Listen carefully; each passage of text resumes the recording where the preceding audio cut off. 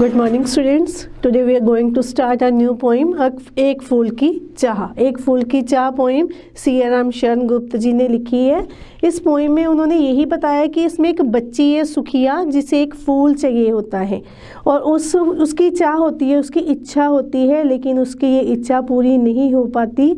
उसको फूल मिलने से पहले ही वो मर जाती है, क्योंकि वहाँ पे क्या था, एक महामारी फैली हुई थी जिसके कारण वो बीमार हो जाती है। उसी बीमारी को लेकर इसे वहाँ पे जो छुआछूत फैली हुई थी लोगों के मन में कि जो छूत लोग होते हैं, छोटी जात के लोग होते हैं, उनसे दूर रहते थे, उनके बारे में इस पोइम को पूरा एक्सप्लेन किया गया है। अब हम पोइम स्टार्ट करेंगे। गाँव में लोग रहते हैं, वहीं पे एक बीमारी फैलती है, महामारी।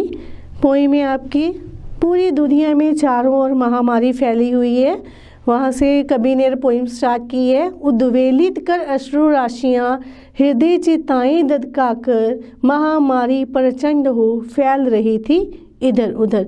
कवि कहते हैं उद्वेलित कर कि बाविवल होकर चारों ओर लोगों की आंखों में आंसू भरे हुए थे। उनकी हृदय, उनके दिल चिताओं के समान जल रहे थे।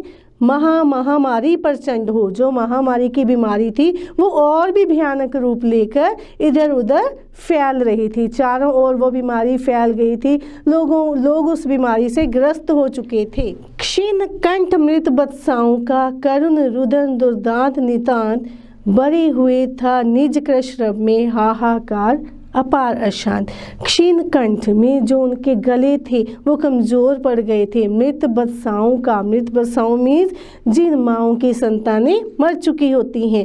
कहते करुण रुदन दुर्दांत नितान, उनका जो रुदन था, उनका जो करुणा भरा रोना था वो लगातार भयानक रूप ले रहा था। बरे हुए था निज क्रश रब में। निज क्रश मीन्स होता है कमज़ोर, रब हमारी आवाज़, जो उनकी आवाज़ थी वो भी कमज़ोर पड़ गई थी, लेकिन उसकी आवाज़ ने चारों ओर हाहाकार मचा रखा था। इस स्टैंजे से यही पता चलता है कि जो चारों ओर है बीमारी फैल गई थी, उस बीमारी के कारण बहुत सारे जो बच्चे हैं वो मर चुके थे और उनकी जो माएँ थी उनका रोना इस प्रकार चारों ओर फैल रहा था कि चारों ओर हाहाकार मचा हुआ था, लोगों में दुख भरा हुआ था, लोगों की आंखों से आंसू नहीं रुक रहे थे। जो सुखिया है उसका पिता कहता है, अब बहुत रोकता था सुखिया को ना जा खेलने को बाहर, नहीं खेलना रुकता उसका, नहीं ठहरती वह पल भर, मेरा हृदय कांप उठता था बाहर गई निहार उसे। सुखिया का पिता कहता मैं भी उसे बहुत रोकता था, ना जा खेलने बाहर, कि तू खेलने के लिए बाहर ना जा, नहीं खेलना रुकता उसका, लेकिन वो नहीं रुकती थी और उसका जो खेलना है वो कभी भी बंद नहीं होता था। नहीं रहती वह पल भर, वह कभी भी एक मिनट के लिए भी टिक कर नहीं बैठती थी। मेरा हृदय कांप उठता था, मेरा जो दिल है वो कांप जाता था जब मैं उसे बाहर गई देखता था। निहार मीन्स देखना। जब मैं उसे बाहर गई देखता तो कहता मेरा हृदय कांप जाता था, मैं डर जाता था कि कहीं इसे बीमारी ना लग जाए, और मैं उसे रोकता भी था लेकिन वो नहीं रुकती थी। सुखिया का पिता कहता है मैं अपनी बेटी सुखिया को बाहर जाकर खेलने से मना करता था। मैं बार बार कहता था बेटी बाहर खेलने मत जा, परंतु वह बहुत चंचल और हठीली थी। उसका खेलना नहीं रुकता था, वह पल भर के लिए भी घर में नहीं रुकती थी। वह उसकी इस चंचलता को देखकर भयभीत हो उठता था, मेरा दिल कांप उठता था। मैं मन में हमेशा यही कामना करता था कि किस तरह अपनी बेटी सुखिया को महामारी की चपेट में आने से बचा लूं।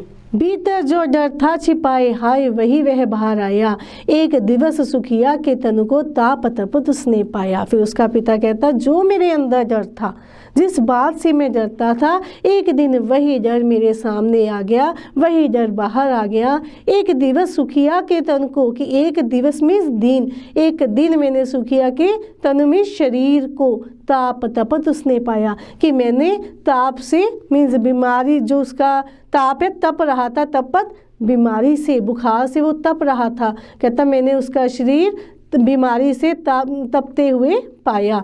ज्वर में बेबल हो बोली वह, क्या जानूं किस डर से डर। कहता ज्वर में वो बिल्कुल बेचैन, बिल्कुल बेबल होकर बोली, उसको किसी चीज़ का कोई डर नहीं था। मुझको देवी के प्रसाद का एक ही फूल दो लाकर, कि मुझे क्या दो, माँ के प्रसाद का एक फूल लाकर दो। सुखिया का पिता कहता है अफसोस, मेरे मन में यही डर था कि कहीं मेरी बिटिया सुखिया को यह महामारी ना लग जाए। मैं इससे ही डर रहा था। वह डर आखिरकार सच हो गया। एक दिन मैंने देखा सुखिया का शरीर बीमारी के कारण जल रहा है। वह बुखार से पीड़ित होकर और ना जाने किस अनजाने भय से भयभीत होकर मुझसे कहने लगी, पिताजी मुझे माँ भगवती के मंदिर के प्रसाद का एक फूल लाकर दो। उसने वो फूल उससे मांगा। क्रमशः कंठ कशीन हो आया, शिथिल हुए अवयव सारे। सुखिया का पिता कहता है कि उसका जो गला है, जो सुखिया की बीमारी है वो बहुत ज़्यादा फैल चुकी है, बढ़ चुकी है। उसके कारण उसका जो गला है वो कमज़ोर पड़ गया है। शिथिल हुए अवयव सारे, उसके सारे अंग स्थिर हो चुके हैं। बैठा था नव नव उपाय की चिंता में मैं मन मारे, कि मैं बैठा सोच रहा था कि कोई नए नए उपाय किए जा सके ताकि मैं इसको फूल लाकर दे सकूं, क्योंकि उसकी बेटी ने उससे फूल मांगा है और वह फूल लाकर देना चाहता है। जान सकाना प्रभात सजग से हुई आलस कब दोपहरी। प्रभात सजग सुबह सवेरे, अर्ली मॉर्निंग जैसे हम कहते हैं। कहता पता नहीं, जान सकाना प्रभात सजग से, मुझे नहीं पता कि सुबह सवेरे से कब आलस से भरी दोपहर हो गई। स्वर्ण घनों में कब रवि डूबा, कब आई संध्या गहरी। स्वर्ण घनों मीन्स सुनहरी बादलों में कब रवि सूर्य डूबा, कब शाम आ गई, कब अंधेरी रात हो गई, मुझे पता ही नहीं चला। देखो सुखिया का पिता महामारी से ग्रस्त सुखिया की बीमारी बढ़ने का वर्णन करते हुए कहता है, धीरे धीरे महामारी का प्रभाव बढ़ने लगा। सुखिया का गला घुटने लगा, आवाज़ मंद होने लगी, शरीर के सारे अंग ढीले पड़ने लगे। मैं चिंता में डूबा हुआ निराश मन से उसे ठीक करने के नए नए उपाय सोचने लगा। इस चिंता में मैं इतना डूब गया कि मुझे पता ही नहीं चला कि कब प्रातःकाल की हलचल समाप्त हुई और आलस से भरी दोपहर आ गई, और कब सूरज सुनहरी बादलों में डूब गया, और कब गहरी सांझ हो गई, शाम हो गई। सभी और दिखलाई दी बस अंधकार की ही छाया। छोटी सी बच्ची को ग्रस्त ने कितना बड़ा तिमिराया। उसका पिता कहता, जब मैं सोच रहा था तो चारों ओर मुझे क्या था, अंधकार ही अंधकार दिखाई दे रहा था। छोटी सी बच्ची को ग्रस्त ने कितना बड़ा तिमिर मीन्स अंधकार, कि छोटी सी बच्ची को ग्रस्त करने के लिए कितना बड़ा महामारी रूपी अंधकार आ गया है। ऊपर विस्तृत महाकाश में जलते से अंगारों से, कहता ऊपर जो विस्तृत पूरा महाकाश है उसमें मुझे जलते अंगारे दिख रहे हैं। झुलसी सी जाती थी आंखें जगमग जगते तारों से। कहता आसमान में तो पूरे तारे थे लेकिन वो मुझे अंगारों जैसे जल रहे थे और मेरी आंखें उसमें झुलस रही थी, मुझे वो जलन दे रहे थे। एक्सप्लेन कर रहा है सुखिया का पिता, कहता है सुखिया की बीमारी के कारण मेरे मन में ऐसी घोर निराशा छा गई कि मुझे चारों ओर अंधेरे की ही छाया दिखाई देने लगी। मुझे लगा मेरी नन्ही सी बेटी को निगलने के लिए इतना बड़ा अंधेरा चला आ रहा है। जिस प्रकार खुले आकाश में जलते अंगारों के समान तारे जगमगाते रहते हैं, उसी भांति सुखिया की आंखें ज्वर के कारण जली जाती थी। वह बेहद बीमार थी, उसको बीमारी ने पूरी तरह अपनी चपेट में ले लिया था। देख रहा था जो सुस्थिर हो नहीं बैठती थी क्षणभर, हाय वही वह चुपचाप पड़ी थी अटल शांति सी धारण कर।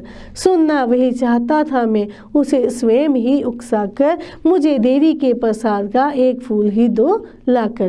देखो, देख रहा था सुस्थिर हो नहीं बैठती थी क्षणभर। सुखिया का पिता कहता कि तब मैं देख रहा था जो सुस्थिर मीन्स बिल्कुल भी स्थिर नहीं बैठती थी क्षणभर, एक मिनट के लिए भी। हाय वही चुपचाप पड़ी थी, कि हाय अब वही चुपचाप स्थिर होकर पड़ी हुई है। अटल शांति सी धारण कर, उसने एक शांति धारण कर ली है।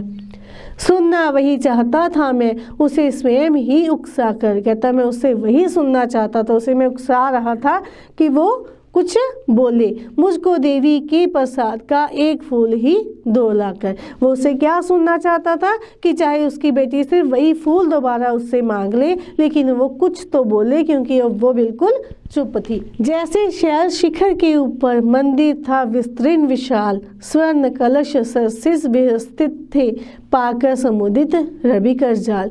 कहता जैसे शैल शिखर, जैसे पर्वतों के ऊपर मंदिर था विस्तीर्ण विशाल, विस्तीर्ण पूरा विशाल बहुत बड़ा एक मंदिर था, स्वर्ण कलश सरसित विहस्त थे, पाकर समुदित रवि करजा, रवि करजा सूर्य की किरणें। कहता वो स्वर्ण सोने के कलश जो थे वो ऐसे चमक रहे थे जैसे कोई कमल चमक रहा हो, रवि करजा सूर्य की किरणें। दीप धूप से अमोदित था मंदिर का आंगन सारा, जो मंदिर का सारा आंगन था वो दीप और धूप से महक रहा था, चारों ओर दीप और धूप की महक आ रही थी, गूंज रही थी भीतर बाहर मुखरित उत्सव की धारा। चारों ओर क्या था, जो मुखरित, जो मुंह से भजन कीर्तन कर रहे थे उसकी धारा चारों ओर मंदिर के बह रही थी। एक्सप्लेनेशन, ऊंचे पर्वत की चोटी के ऊपर एक विस्तृत और विशाल मंदिर खड़ा था, उसका कलश स्वर्ण से बना था, उस पर सूरज की किरणें सुशोभित हो रही थी। किरणों से जगमगाता हुआ कलश ऐसा खिला खिला प्रतीत होता था जैसे कि रश्मियों को पाकर कमल का फूल खिल उठा हो। मंदिर का सारा आंगन दीपों की रोशनी और धूप की सुगंध से महक रहा था। मंदिर के अंदर और बाहर सब और उस सब जैसा उल्लासमय वातावरण था। सहसा यह सुन पड़ा कि कैसे ये अछूत भीतर आया, पकड़ो देखो भाग न पावे बना द्रुत, यह है कैसा साफ स्वच्छ परिधान किए हैं भले मानुषों के जैसा। पापी ने मंदिर में घुसकर किया अनर्थ बड़ा भारी, कलुषित कर दी है मंदिर की चिरकालिक शुचिता सारी। कहता सीप और तक भी, मैंने में शेर के द्वार तक भी मीन्स माता के द्वार से आंगन तक भी नहीं पहुंचा था। सहसा यह सुन पड़ा, कहता तभी अचानक मैंने सुना कैसे यह अछूत भीतर आया, कि यह अछूत अंदर कैसे आ गया, यह अछूत मंदिर के अंदर कैसे पहुंचा। पकड़ो देखो भाव न पावे बना द्रुत, यह है कैसे। वहाँ के जो लोग थे वो कहने लगे कि इसे पकड़ लो कहीं ये भाग ना जाए, यह द्रुत ऐसे कैसे बन गया। साफ स्वच्छ परिधान किए हैं, परिधान मीन्स वस्त्र पहने हैं, किसने साफ स्वच्छ वस्त्र पहन लिए हैं, भले मनुष्यों के जैसे भला मनुष्य बन गया है। पापी ने मंदिर में घुसकर किया अनर्थ बड़ा भारी, किस पापी ने मंदिर में घुसकर बहुत भारी अनर्थ कर दिया है, बहुत बड़ा पाप कर दिया है, कलुषित कर दी है मंदिर की चिरकालिक शुचिता सारी। कि इस पापी ने मंदिर की सारी जो इतनी देर से, चिरकालिक मीन्स देर से, शुचिता पवित्रता, जो इतनी देर की पवित्रता थी, कलुषित होता है उसे कलंकित करना, कि उसे कलंकित कर दिया है, उसे गंदा कर दिया है। सुखिया का पिता देवी के मंदिर में फूल लेने के लिए जाता है तो पहचान लिया जाता है, लोग उसे पहचान लेते हैं। तब वह अपनी आप बीती सुनाते हुए कहता है, मैं पूजा करके मंदिर के मुख्य द्वार तक भी ना पहुंचा था कि अचानक मुझे यह स्वस्थ सुनाई पड़ा कि यह अछूत मंदिर के अंदर कैसे आया। इसे पकड़ो, सावधान रहो, कहीं यह दुष्ट भाग ना जाए। ये कैसा ठग है, ऊपर से साफ सुथरे कपड़े पहनकर भले आदमियों जैसा रूप बनाए हुए है, परंतु है महापापी और नीच। इसने मंदिर में घुसकर बहुत बड़ा पाप कर दिया है। इसने इतने लंबे समय से बनाई गई मंदिर की जो पवित्रता है को नष्ट कर दिया है। इसके प्रवेश से मंदिर अपवित्र हो गया है।